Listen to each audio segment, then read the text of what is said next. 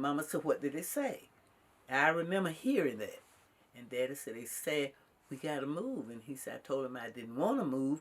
And Daddy said, they said, Snowball, you don't have a choice. That's what I remember. What happened is,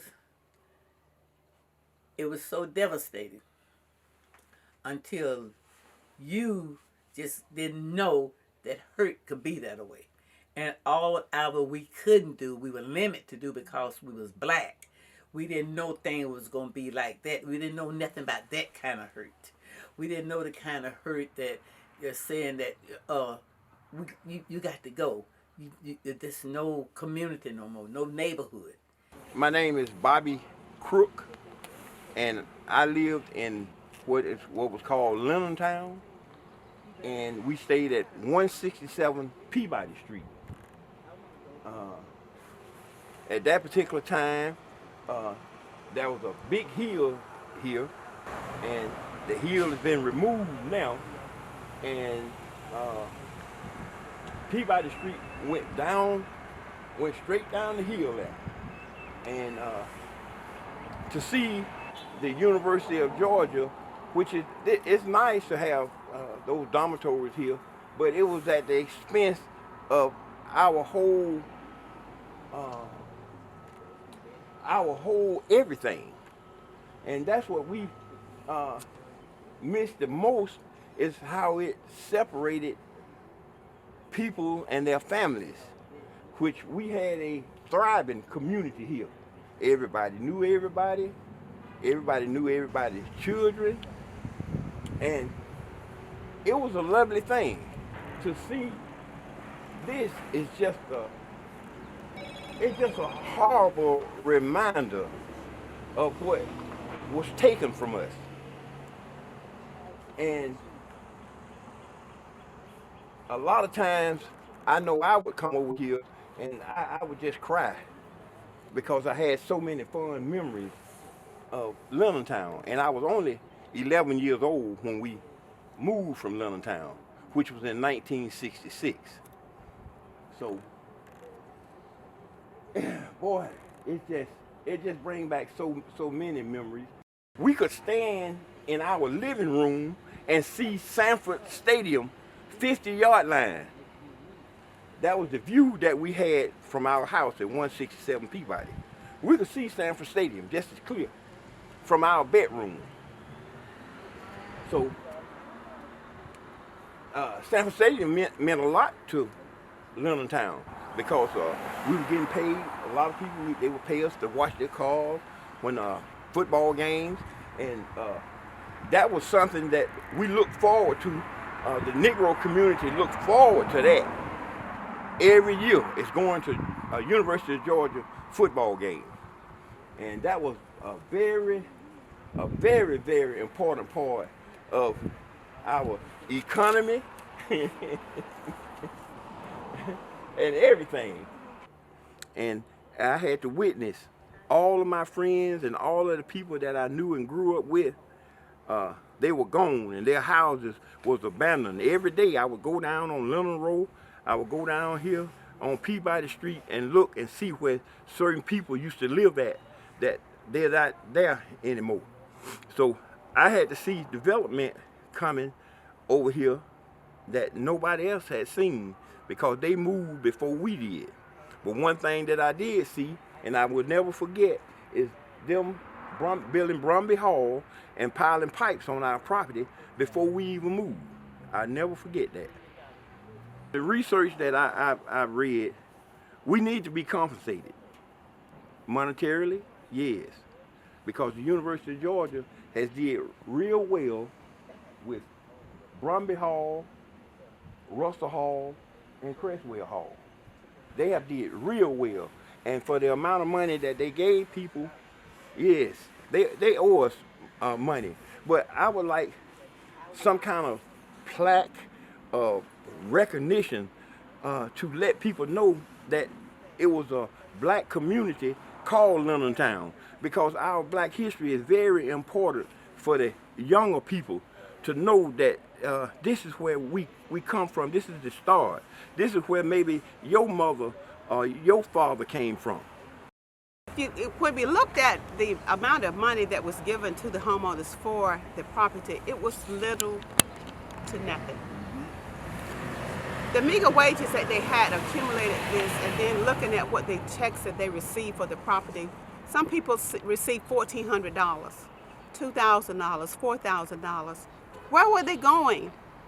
What were they going to buy? This was before integration. You couldn't even go in a bank.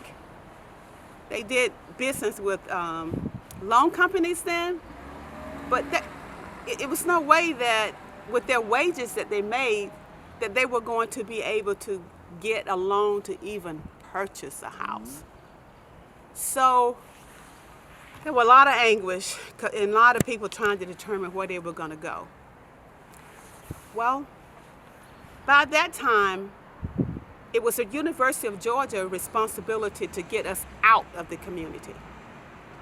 So what they did was they closed out, it wasn't but 3 streets, but they closed out entrances to the community. The bulldozers started up at 12 o'clock at night. They started digging ditches in front of the homeowners. So when we came home from school, we had to jump over the open ditch to go home and get in the house. So it was that terrorizing for us. In addition to that, when some of the properties were acquired, we saw where they were pushing the house down that we had seen for years. They would push them down with people on the other side of it. In addition to that, they burned some of the houses. They got the fire department to burn some of the houses. So it was terrorizing.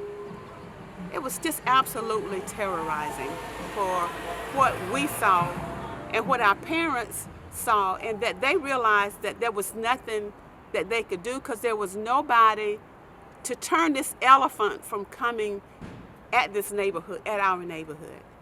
The university wanted this area of 22 acres to build these dormitories and the parking deck.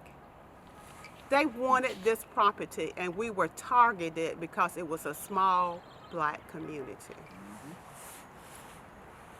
So, some of us had to move wherever we could. Some of us did have to go from being homeowners to the housing authority projects, we call them the projects.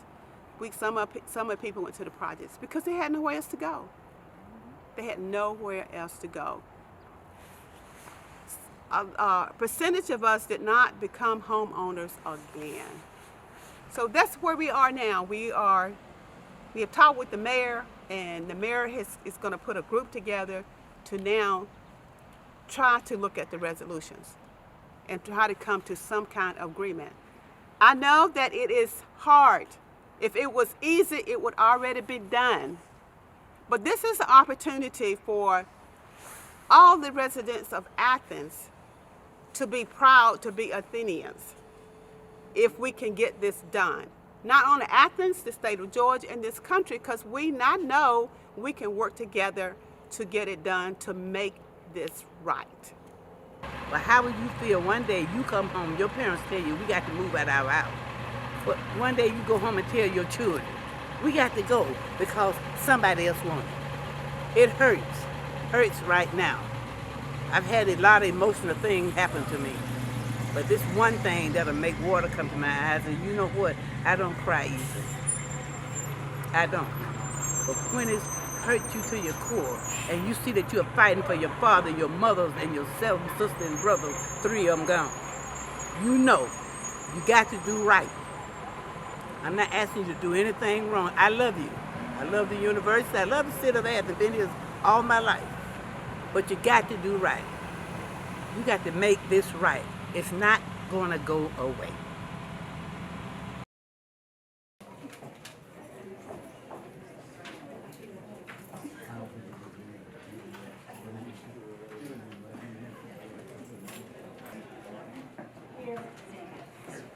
Other considerations that may be of interest to other members of the county outside of just the Athens-Clarke County Unified Government and outside of the Classic Center Authority Yeah, we understand the project's has the potential to bring awesome development to the county as a whole, but we just want to make sure proper consideration is given before actually instituting this agreement and allowing for whatever. Number 18, number 17, been a bond issued for SWAT, I think for 26 million.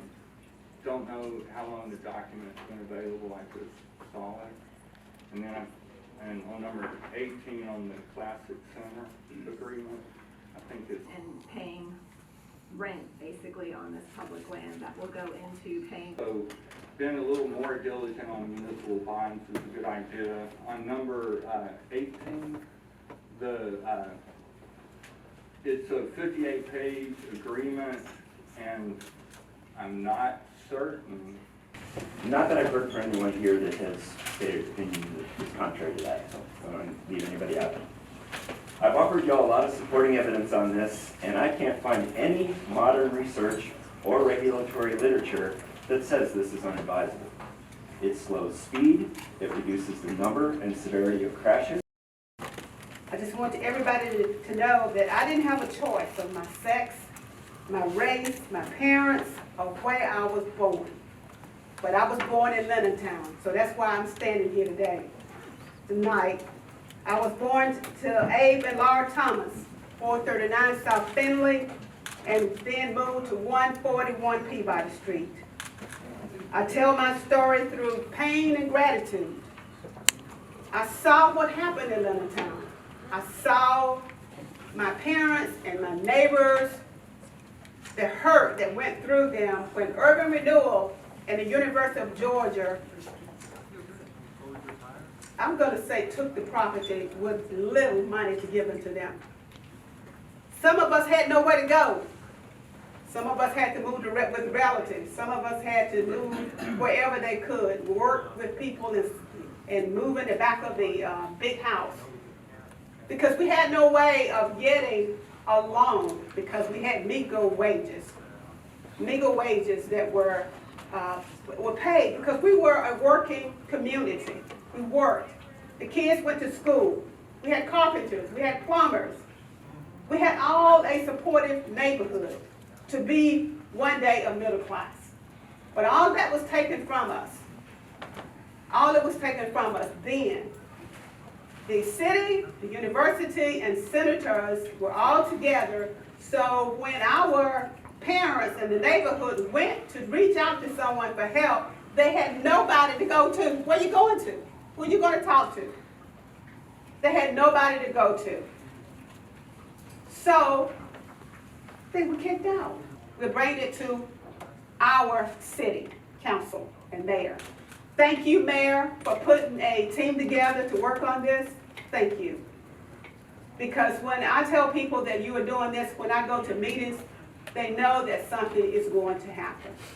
So thank you. We are willing for change. We are willing to move. We are willing to work together to make something happen. People were crying. I come home, I was 11 years old, people crying and like something had died. And I was wondering what was going on. They said the University of Georgia is taking our house, they making us move.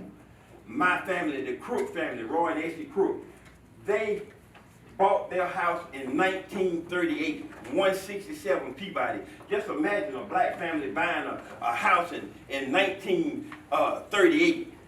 And then it comes in 1965, it's taken away for a little of nothing. And so what I'm standing here for is for the city council and the mayor to acknowledge the fact and do something about it. Thank you, Mr. Crook.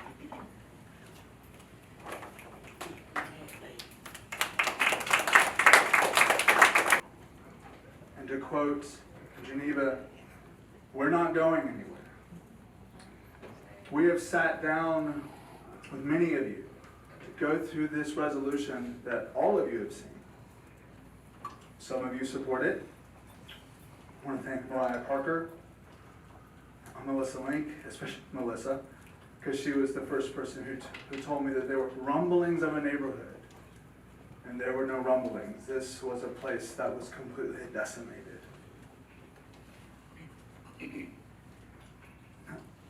Tim Denson is my commissioner. I want to thank you, Commissioner Thornton, for your support and your wisdom on how to proceed.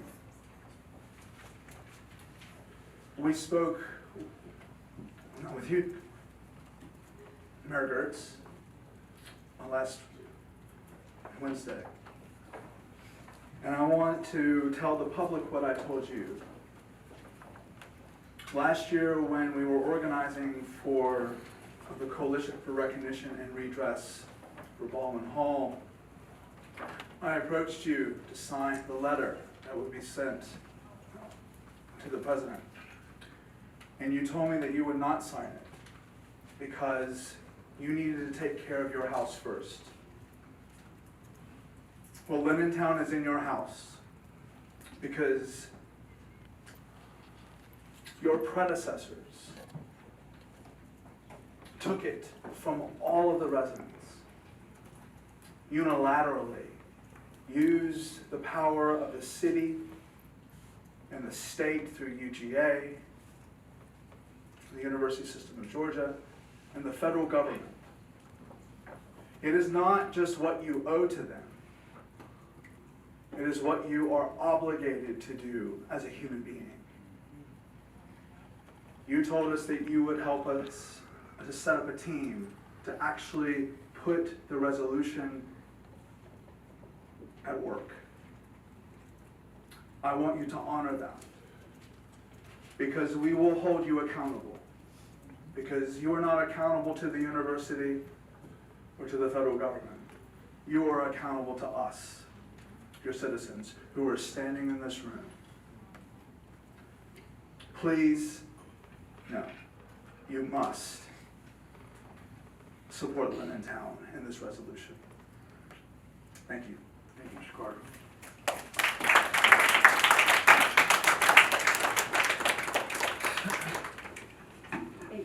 Carol Myers, 260 Spalding Circle. I'm speaking tonight also in regard